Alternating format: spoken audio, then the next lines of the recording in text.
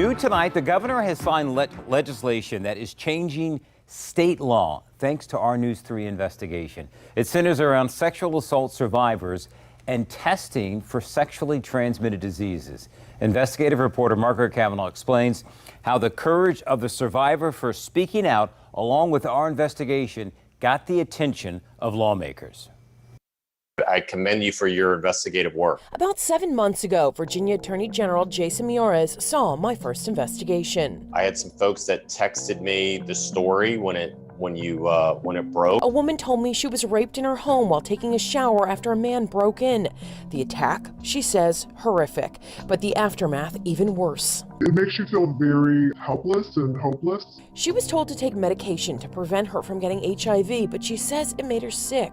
She wanted the suspect to be tested to learn if she had possibly been exposed and to see if she even needed to take the drugs.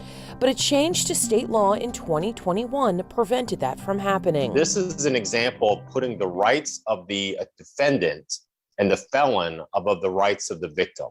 According to the lawmakers who led the change, the purpose of it was to destigmatize people living with HIV.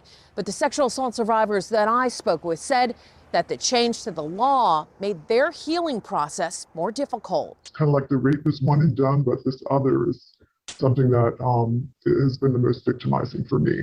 Not having the support, not being able to get the testing. And you would just think as someone that's, a victim of any crime, that there would be support for victims and not for the perpetrators. Her story shocked and outraged people like Delegate Emily Brewer. That interview was just heartbreaking. She filed a bill to change the law. This is just all about standing up and supporting the victims of sexual assault. State Senator Siobhan Donovan, who is also a doctor, learned of our investigation. And as a physician, I was horrified. She also filed legislation to change the law that now has the governor's signature.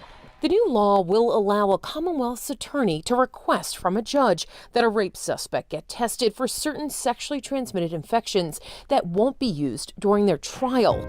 The survivor then given this information while they try to heal. I'm just so sorry that this victim fell into the time in between where she really had this bad outcome. I'm so happy you gave her a voice. The survivor using her voice to speak out and us asking questions and exposing the truth got the attention of lawmakers with the power to make change. So how did you find out about this whole situation? Your story.